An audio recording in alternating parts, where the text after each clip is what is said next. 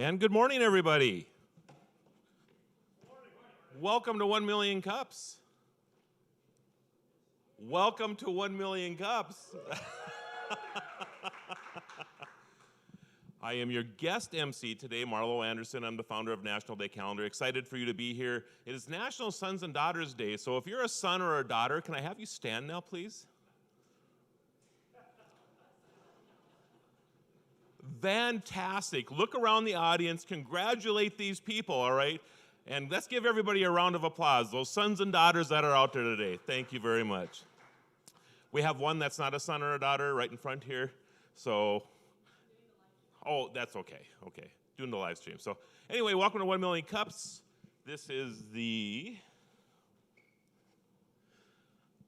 most unorganized host you've ever had for this. Let's see here. There we go. And I went the wrong way, didn't I? Yes, I did. So go ahead and check in if you have the app.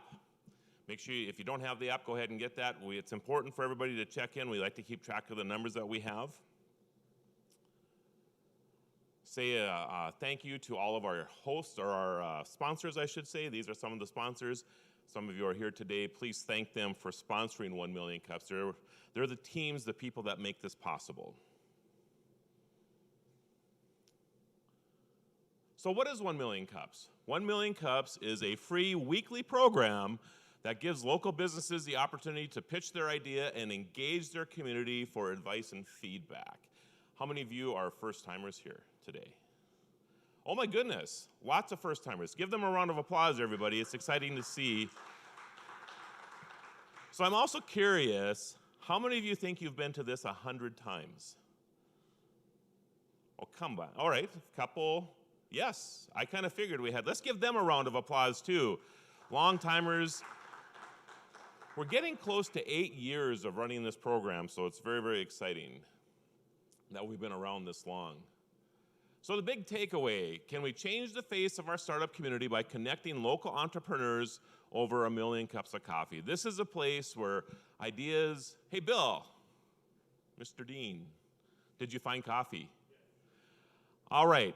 Now, we had a little bit of a snafu with coffee.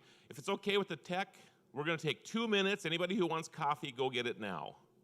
All right, we got a couple people taking up on that. And in the meantime, I'm going to tell jokes. No, I'm not. If the tech team wants to play a little music for the streaming audience, that would be great. Thank you very much.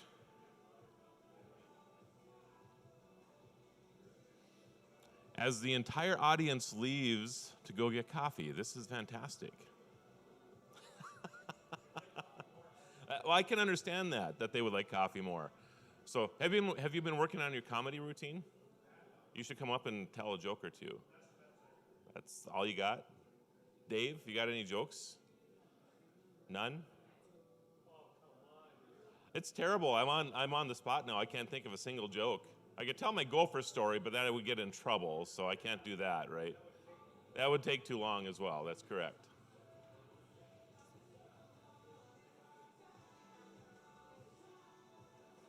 Who's going to TEDx in the audience? Anybody? Okay, fantastic. Of course you're going to TEDx. Who are you excited to hear? Safwan? Okay. I am too. I'm very interested to hear this today as well.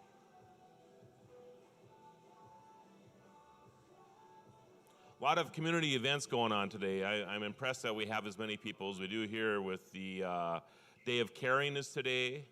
So a lot of the people that normally come to this or that, of course, we have TEDx going on, so a lot of the people who are involved in setting that up are busy setting that up.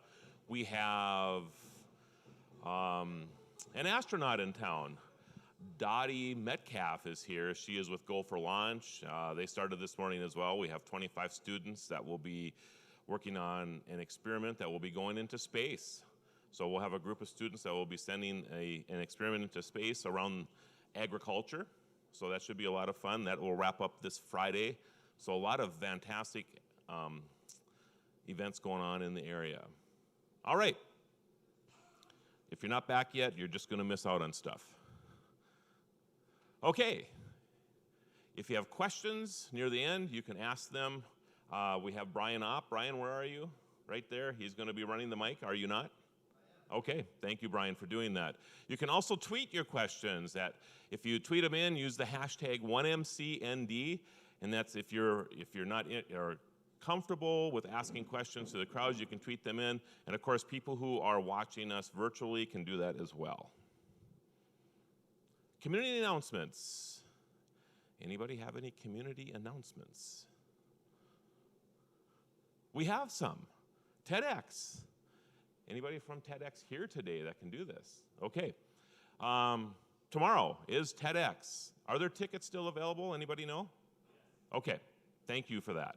Tickets are still available. You can hop online, I'm guessing, at TEDxBismarck.com, TEDxBismarck.com, if you want to get tickets for tomorrow's TEDx event. Sounds to be an exciting time for everybody. And with that, did I get through everything already? I did. Safwan, come on down. So let's give a big hand to Safwan Shah, everybody.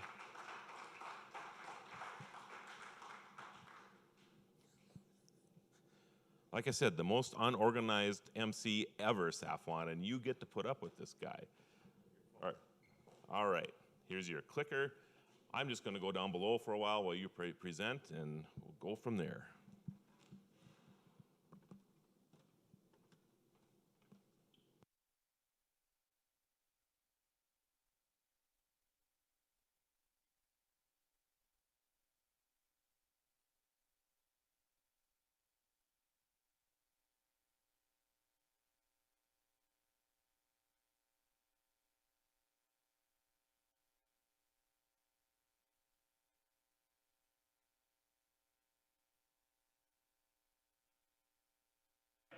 Can you hear me now? Okay. So my name is Safwan Shah, and I work for a company called Payactiv. I came here yesterday from San Jose, which is in the heart of Silicon Valley. So excited to be here, and thank you for inviting me, and looking forward to the next few minutes. So I think the plan is such that I'll go through 5 or 6 slides. It might take me 5, 6, 7 minutes, and then after that, we can have a conversation. Okay, acceptable? Okay. So when I was invited to this event, it was kind of, it so happened that I'm speaking tomorrow at the TEDx event. And the stuff that I'm speaking on tomorrow is kind of related to what I'm going to talk about here. I have only one subject in my life and only one thing I'm interested in. And that's the only thing I want to talk about, always. So tomorrow, today, for years, that's the only one thing that I've done, at least for 10 years. So I'm a person on a mission. And in the next few minutes, I'll take you through that journey thus far. And it's a journey that has just kind of begun, I think. And there are many, many people across the world that are in some ways continuing that journey.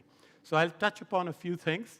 So hopefully in this sort of conversation, you'll get interested, intrigued, and we can have a vigorous, vibrant conversation after this. That's the whole idea. I want you to challenge the thesis. I want to agree with it, and so on and so forth. So a little bit about myself. I'm an accidental serial entrepreneur. There are serial entrepreneurs. I had never had any desire to be an entrepreneur. I just wanted to get a job and make lots of money in Silicon Valley. I never got a job. So I became an entrepreneur. Somebody talked about agriculture and space. So I have sent many experiments in the space shuttle. I just thought I'd mention it, which were about growing plants in space, a part of a NASA thing called Controlled Ecological Life Support System. I just thought I'd throw it in. It has nothing to do with what I do today, but maybe it does. That's pretty much all that's very important. I have taught in theaters, classrooms like this. I teach entrepreneurship at Berkeley sometimes. For the last 2-3 years, I've stopped teaching. I've become a little busy, but I have spent some time doing that as well. I'm on the board of Conscious Capitalism, which is a big organization founded by John Mackey, who started Whole Food, and it's a national organization. I'll let you read this, but while you're reading it, I want to kind of just touch upon one thing. This company, Payactiv, that exists today for about, on paper for at least 10, 11 years, in my mind for maybe 12 years, and in sort of successful operation for the last 4 or 5 years, was based on an observation of mine many, many years ago, which I couldn't process then, but over time, in the last few years, I've been able to process and make a business model out of it. And that was this one question that always bothered me, which was, why do we wait 2 weeks to get paid when everything else in the world is real time? And that's the origin story of Payactiv, and every one of you can probably relate to an experience where timing of money was a bigger issue than having the money. It was not how much you were paid or how much you were earning. It was about, did you have it at the right time? And most penalties in life are related to timing, whether it's overdrafts, late fees, etc. So this was a bit of the journey that I had, and this company is based on that idea. I did not know that this idea would become so important that there would be over $1 billion invested in across the world, maybe more than $1 billion invested in about 30 companies who are trying to do this now. So it's not as sort of catchy and popular as social networks, but it is an interesting way for people to put businesses together. And there are about, I think, 30 companies now that are doing it, but I'm going to talk about the original idea, why I started, and I still run the company.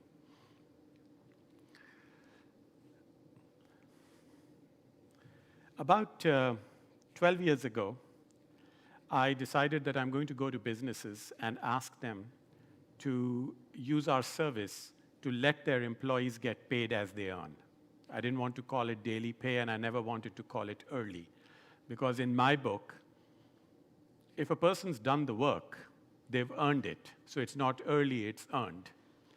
And I went to businesses and they said, that's an interesting idea. We give advances to our employees, but we're not sure if it will work, and it seems like a lot of manual work, et cetera, et cetera. So there was a company in Trenton, New Jersey. This is a picture of their warehouse, which used to make pre-stressed concrete slabs. And I went to them, and they said, the CEO said that I bring these tens of thousands of dollars to give advances to my employees. And this seems like a good idea. I'll give you the time and attendance data of my employees, and if they need money between paychecks, and you'll have the data, so you can give them the money and I'll reimburse you on payday. That's how it started. Turns out, when I talked to the people on the floor, the employees of the company, they said, we don't have bank accounts. So that was a pretty exciting moment in life, because how would you give them money?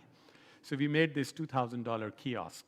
I took a dispenser, cash dispenser, and slapped a computer on top of it, and took 4 iron pieces, and that's a kiosk with it's like an ATM, and put it in the lobby of that company. And it started. And that was the birth of earned wage access. And since I saw the usage, I saw what it did to improve the lives of the people, because they were cashing checks, taking payday loans, et cetera, et cetera. So they were very, very happy about it, and one thing led to the other.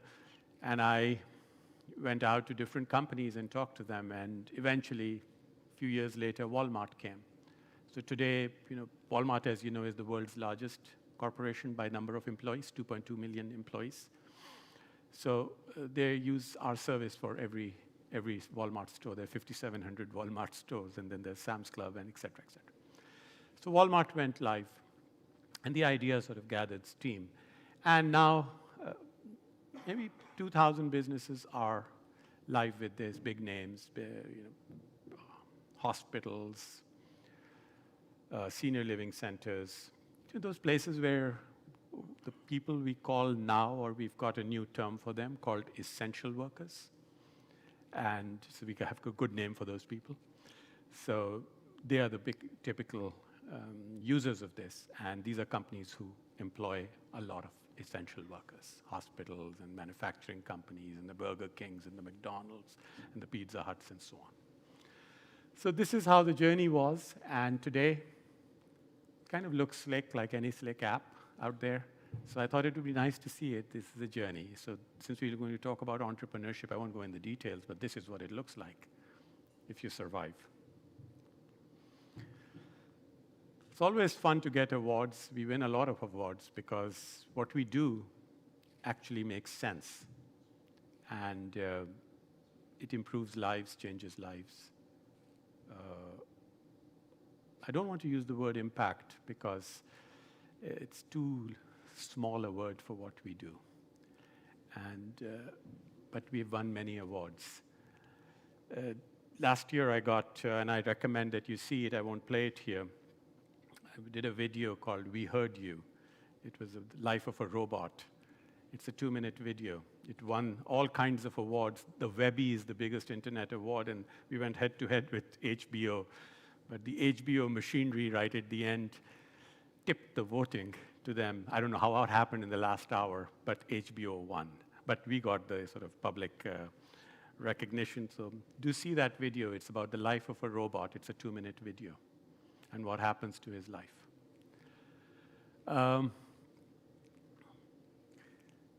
At this point, I'll play something what others have said about us, and then we can have a conversation. Hopefully they're curious enough by now, what the hell does he do and doesn't do, that we'll have a robust discussion.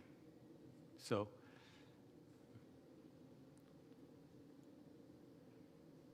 not having to worry about those basic needs gives me more room in my brain to think about bigger things than going back to college or getting maybe some kind of side activities for my children. I got room for dreams now.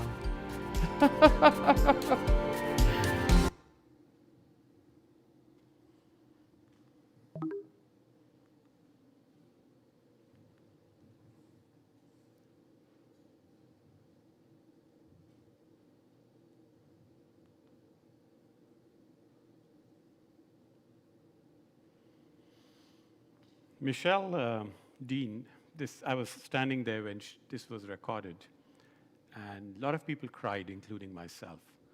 She's a mother of 3. She worked for Goodwill Industries, Silicon Valley. She has 3 kids. She worked for the Veterans Department before.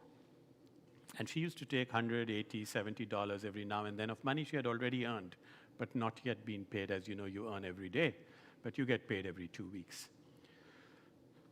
So we were kind of making this video. This was 2016, and there was an article in New York Times about it too. And I was standing in the back with a video camera, my phone camera, and then the professional photographer was doing this. And out of the blues, he just asked that, what does this mean to you, $100, $200, or $80 at the... And you heard what she said. First she says, space in my brain, and then room for dreams. And for a moment, I was disgusted with the world, that this is the world we have, that this person, to get her own money, feels so happy. Right? To me, that was the odd thing, that she believes that somebody did a favor to let her have her own money. It was all messed up. So that was why I always think that this is the most important moment. She says it gives her space in her brain and room for dreams. And that makes you question the society we live in. Other people that have said things are, to be successful franchise owners, we must help our employees. You know, these are, Office Pride is the company.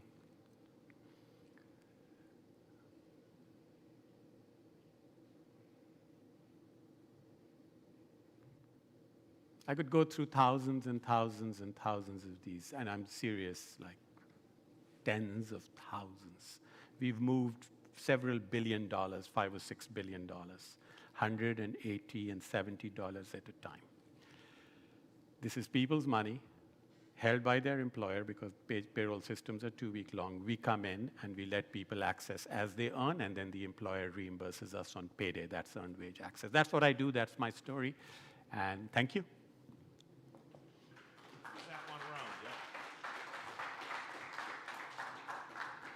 And if we can get Brian up here, that would be great. And just raise your hand, everybody, if you have a question for Safwan. Marlo, we got our first. I have a first, yes. So, I guess the entrepreneur in me, by the way, this is an amazing idea. And all the companies that I've owned over the years, I've never believed in having a lot of companies pay every month, or a lot of companies pay every other week. We've always paid once a week because I actually believe in what you say. People should be able to have access to their money as quickly as possible. But of course, I have to ask about monetization. So this has to be like an ATM type of scenario, right, for the person who's accessing their cash. How do you make money from this? So we charge an ATM-like fee. So it's like $1.99 each time they use it, but we only charge it. So the pricing model, as you'd expect, has a twist to it. You can actually get it for free from us if you use our card. So that way we make money when you spend on that card, right? What's called Visa or MasterCard. So we just give them a card. There's no cost to get that. And every day, many times a day, or tips or whatever you get as wages, you can move to that card. When they spend the money, so that's how we make money. And interestingly enough, because you'd wonder how much money there is, so every time you spend $100 on your Visa card, on your debit card, there's someone in the middle who makes about 1.5%. So if you spend $1,000 on a card, let's say whatever card you use, I'm talking about a debit card, and credit cards are similar. So that somebody in the middle, the card issuer, will make about 1.5%, so $15. So if people load $1,000 a month on our card, if you pay them $1,000 a week, they load off all of it on our card, we'll make almost $40, $50 a month. So it's better than Netflix. It's really, so I work an 8-hour shift. I mean, is there a trust factor involved where, I work a shift? I mean, is there accounting that comes back to you that shows that I've just worked 8 hours, Yeah. and then I can pull that money out, or how does that work? Yeah, you can, we get time and attendance data. So for what was our technical contribution, what was the leap year? So we overlay, so somebody's got 10,000 employees, they use some company for time and attendance, or they have a point of sale in which people go swipe something. Let's say it's a restaurant, they swipe their badge, or they have a fingerprint. So we are reading all that data, not from the point of sale, the actual sort of system, but wherever it's stored. So companies have data which is very current until the previous day. And some companies which are very efficient might have it till the last few hours. So we are connected into it. So either we are connected at the company level, or we are connected to those companies like ADP and Kronos and Workday, all these big payroll, human capital management company, we are connected to those. So we'll get the data from them. So we get that data. I have a million questions, and you and I could have a conversation for hours, but yes, right here. Thank you for presenting today, and I'm going to apologize up front for taking you down this rabbit hole and asking a very open-ended question. But as you were presenting, I was looking at this saying this is, like I said, has been a problem for a while. Previously, some of the issues were the mechanisms in transferring funds. So it got me thinking, well, with digital currency being kind of a hot topic nowadays, what a great way to integrate that. But then when you stated so many people don't have bank accounts, what's the chance of you being able to transfer funds in that way? So is this something you've thought about looking forward in the next steps of the organization and incorporating that to make something like this easier? Or what are your thoughts on that? Like I said, it's very open-ended, but that's where my mind went as you were presenting. Yeah. It was difficult for me to understand every word of what you said. Let me repeat what I think you said. You said, what is your plan around digital currency? Right? That's. Yeah, of course. So first of all, what we started as were when we had physical machines, but now we don't have physical machines because we move money either on cards or into bank accounts. It's all across the US. So I'm deeply, deeply interested in digital currency, in any kind of crypto. And my biggest regret in life is that in 2013, I only bought 1/10 of the Bitcoins that I should have. And that is because I missed a zero in the money when I transferred it to Coinbase. But so that's 2013. So that's my biggest regret in life. I think everybody should own crypto. Now, having said that, I'll give you an opinion. And I think within crypto lies a solution for half of the American workforce.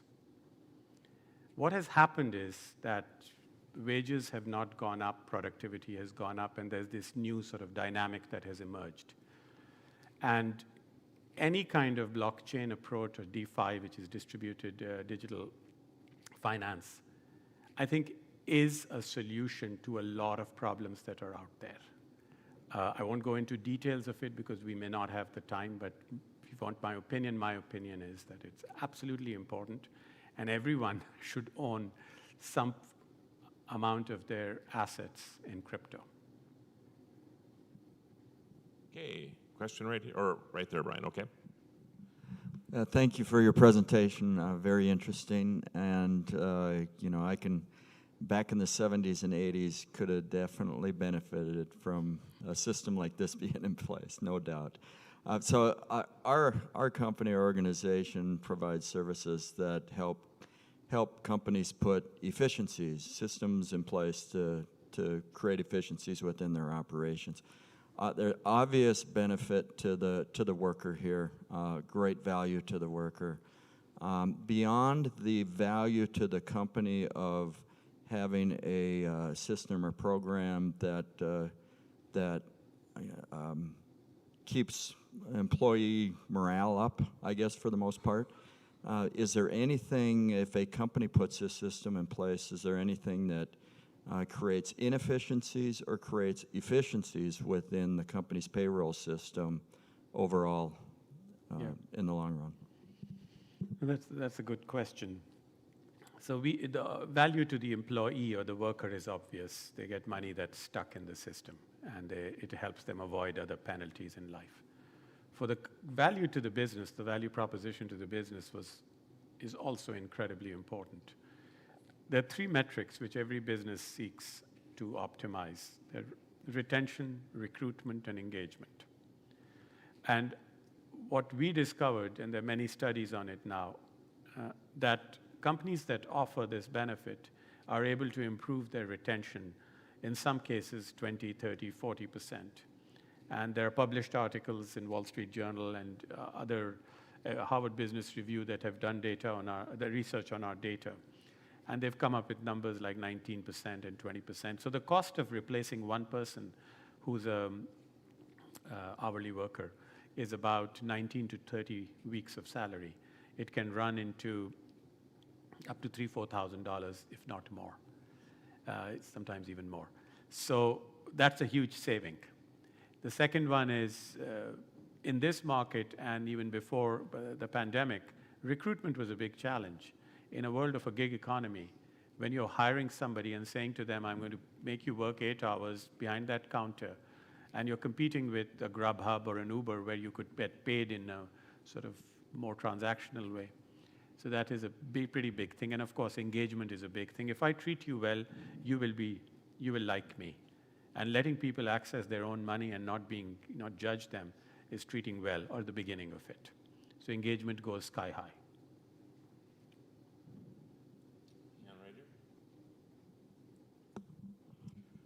I'm curious, what kind of challenges did you encounter when you first thought this was a good idea?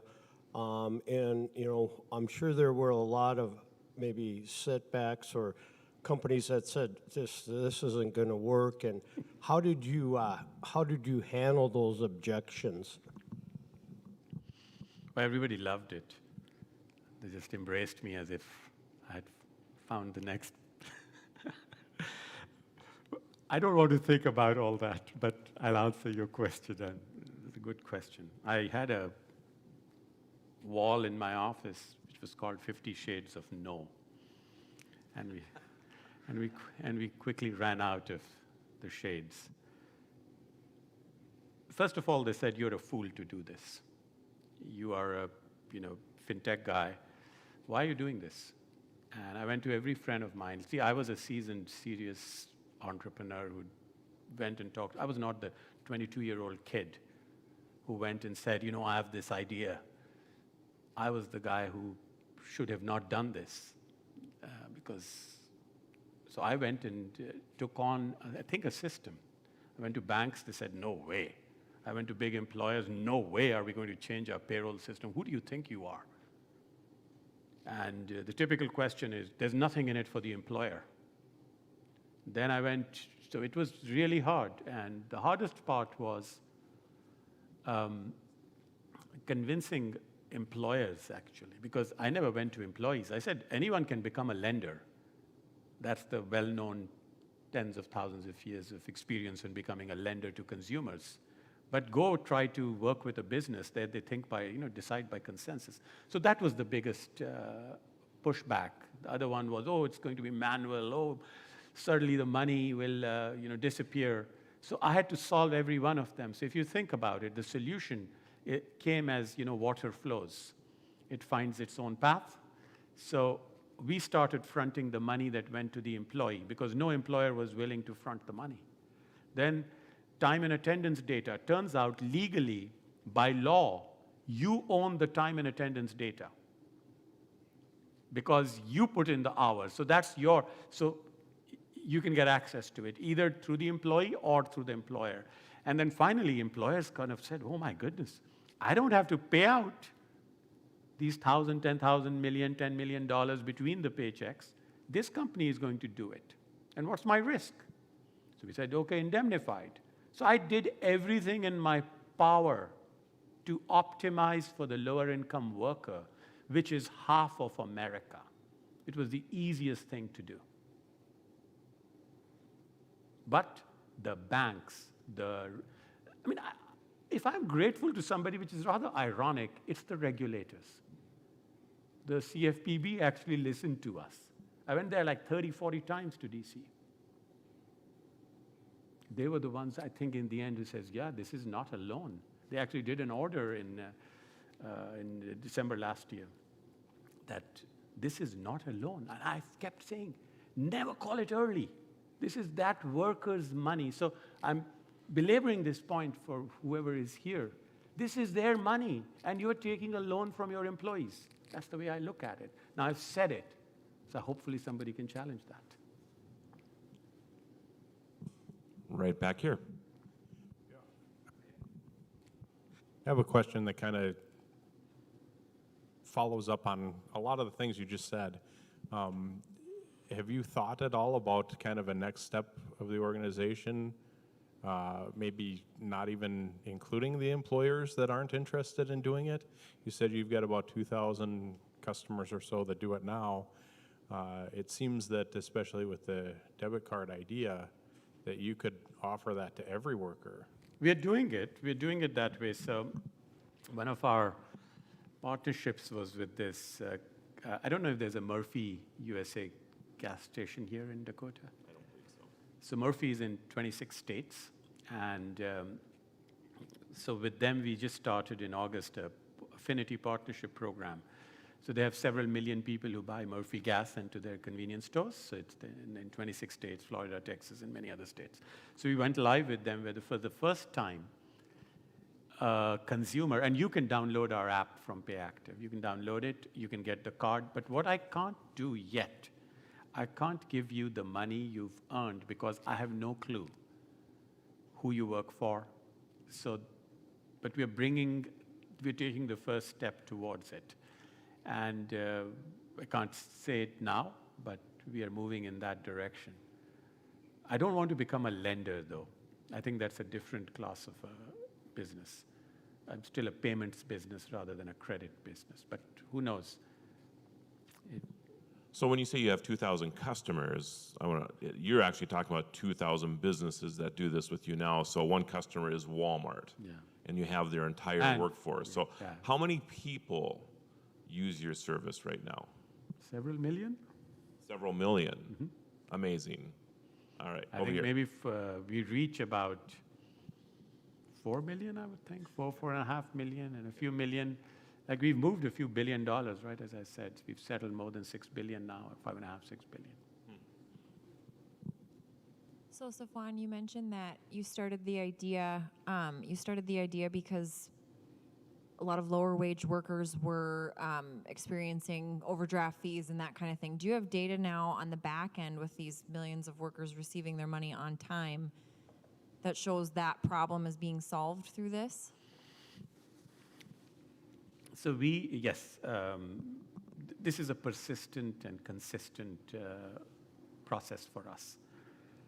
So a typical person in the US is losing about $300 a month to a combination of overdrafts, late fees, and occasionally payday loans. An overdraft is typically $35. So what we track in our system is, so we do surveys, and in surveys we ask them, have you avoided an overdraft fee and whatever. That's something we know.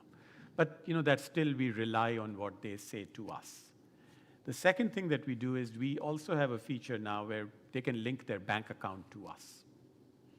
So we can actually see if they have a bank account, what transactions they are doing. So we can calculate that are overdrafts going down or not. It turns out 2 things happen when you let people access money more frequently. And I would draw the analogy, let's say you had a refrigerator in which you had lots of snacks. Do you think you'll ever go into starvation mode? You won't, right?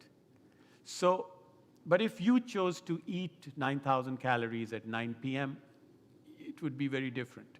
So when they have access to money and they don't have to fret and stress about it, they become planners.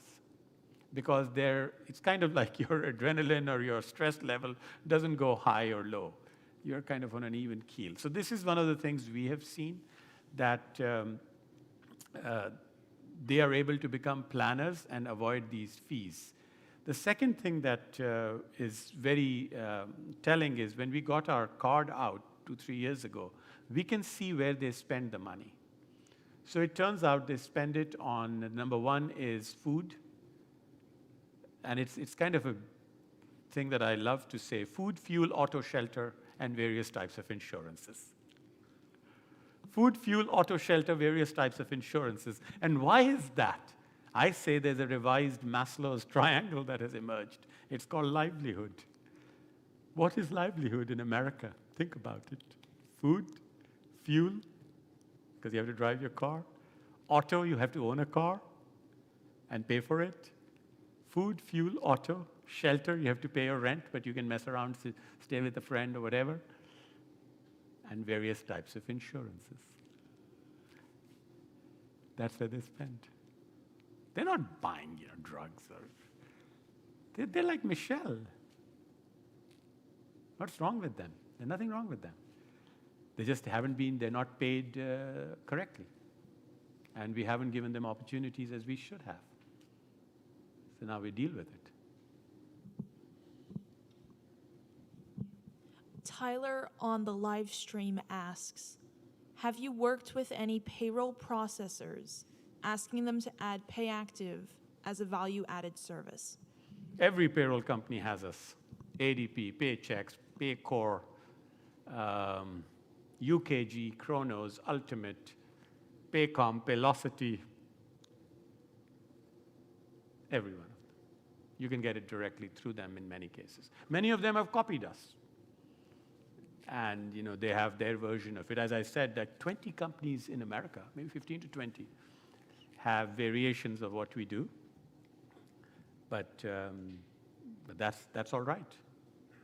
It's a big enough problem. Back here. So you've talked a lot about your partnerships with private businesses, private employers. Is there a potential, or are you already working with, we'll say, the federal government? They've been, not only do you have tax returns and Social Security checks, but they've been doing these direct deposits with stimulus funds and so forth that a lot of people have to wait longer periods of time for after a bill is signed. And so it's kind of that same concept of this is your by law money, but it's taking a time to get it to you.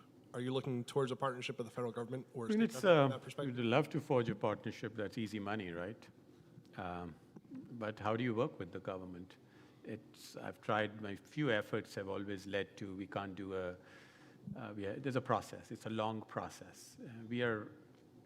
I've met with many states and talked to people, but it's a long process. There's so much that we could do outside. So one area where I'm very interested and I'm going to be a little more big-headed about it is the military, where they are the ones that need this service, and a lot of young people in the military and around the bases, they're payday lenders and so on and so on. So we're trying to work that one out. That's something I'm very interested in solving. I wonder if, I love that thinking, by the way. I wonder if, like, tax preparers, I'm thinking of H&R Block. I know they have their own version, but there's a lot of... They've been, can I use a word like screwing? Sure. Well, that's kind of the point I'm getting Because at, I don't right? particularly, I've lived my life in this. I know the data, so Yep. Jackson Hewitt and Liberty Tax, Right. they've been just H&R Block. They're doing shameful stuff because they'll give you a tax, what's called a refund anticipation check. Yes, And yep. they'll make $30, $40. Right. What is it done on? It's done on your need, your urgency. What I'm wondering is if there would be a market for the independent tax preparers that should could do it. partner with you. They should do it, but Yep. they have to first get used to. It's like Coca-Cola and coffee. I don't know, but we'll use the example because I have both of them. This has a lot of sugar and this has no sugar in it. So if I'm used to this, it's a little hard to drink this. So some people who are used to making like amazing profits, it's a little difficult. So that's what I think their challenge is, to understand that how to reconcile with, because we don't make lots of money, but we do it on volume. Yeah. All right. Question right here.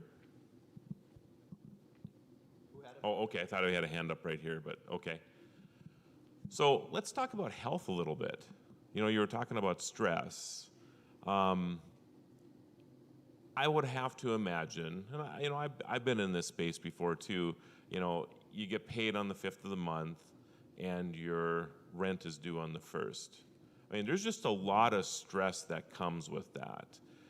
The ability to actually make that payment now there has to be a health benefit to this, right? So there are two types of effects, the measured effect and the psychological effect. So we love to have measured effect because it's easy. You take the numbers, statistics, this many people, that many people. The psychological effect is hard because it's qualitative versus being quantitative. There are a lot of studies being done at Stanford, and I worked with a few of the professors there and all over the world, and certainly many places in America, which has shown without any doubt that self-esteem is directly correlated with your ability to have control. And money is one of those things that if somebody else controls the money, or you can't, pay for your food or pay for your child or buy your child a backpack, all those things are like little tiny cuts. So those people who are experiencing financial stress are dying by 1,000 cuts.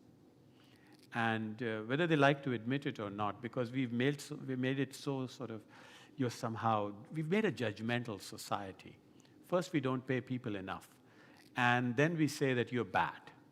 So it's created this vicious circle. Accidents directly correlated with financial stress. There's a whole study about every organ of your body which kind of gets impacted.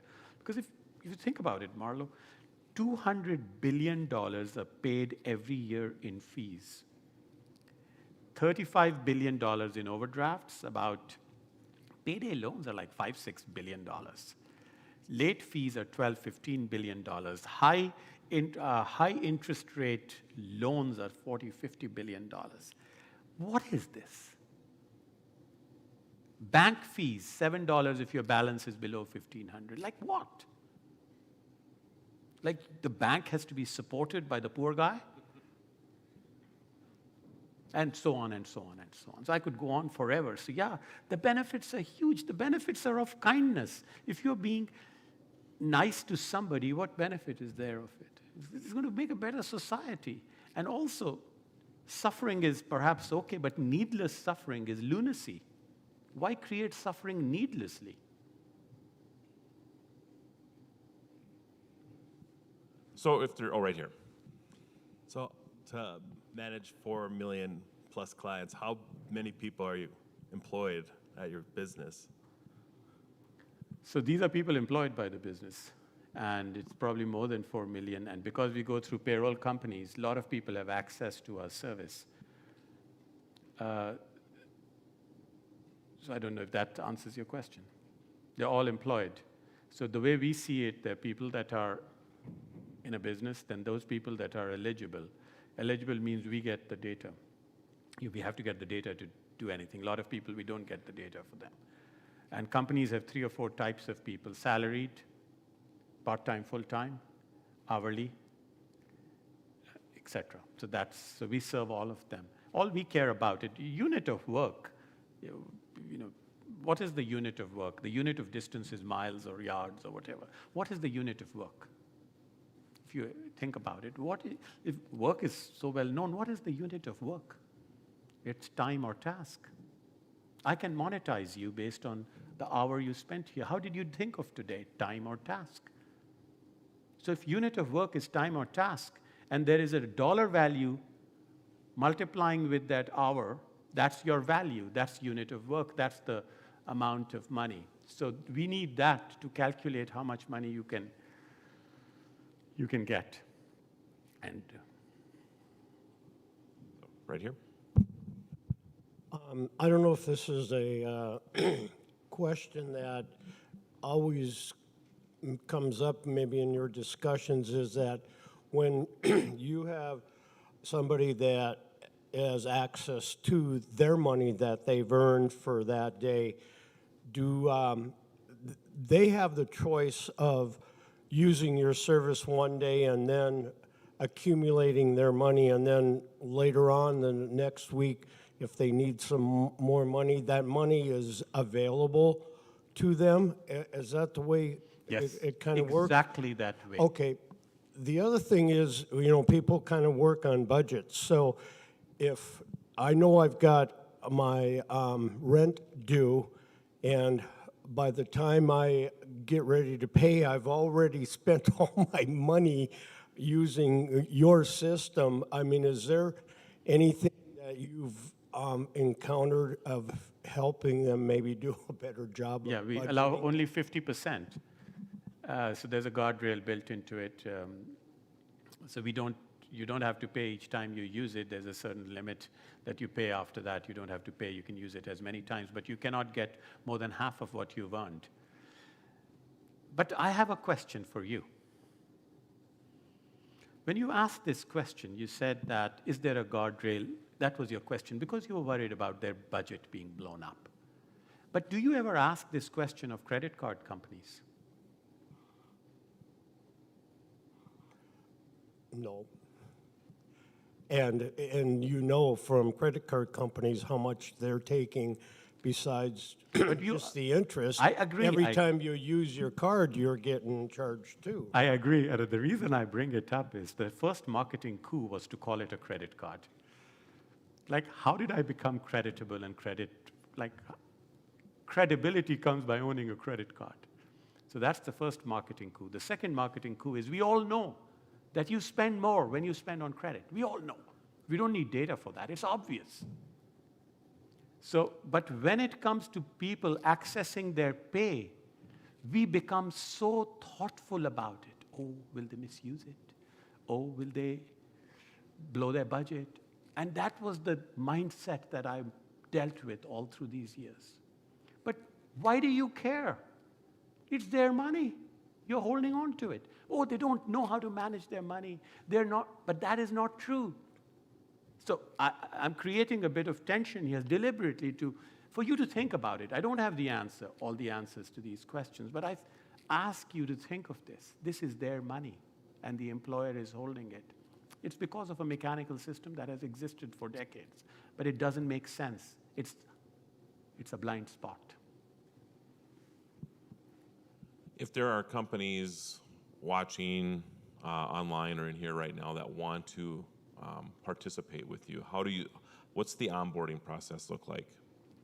It's very easy. I think we have many clients in North Dakota.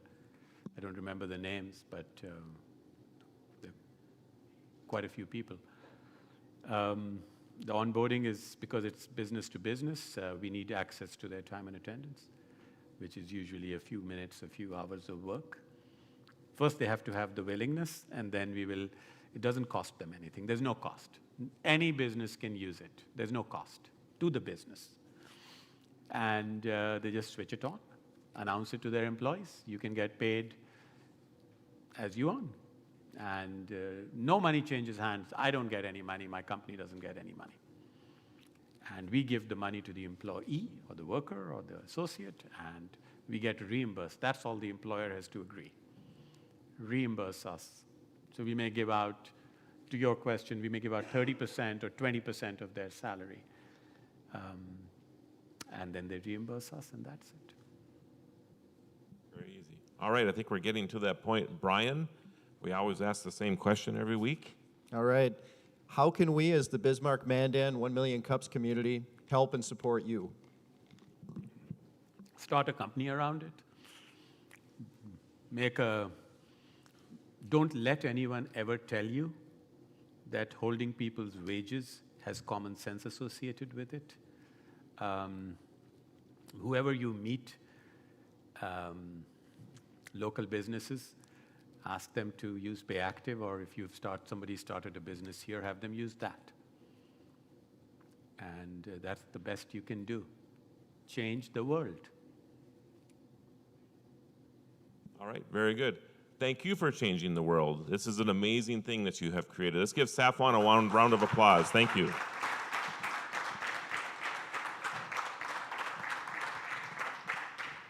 And I need cleanup on aisle 4 here. I just spilled my coffee. So, upcoming events, venue 25.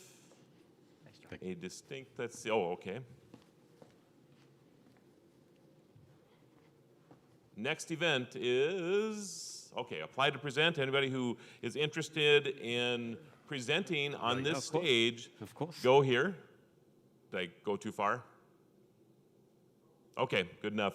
1millioncups.com/bizman. If you want to be on the stage to present sometime in the future, I highly encourage people to do that. And thank you for being here. See you, everybody.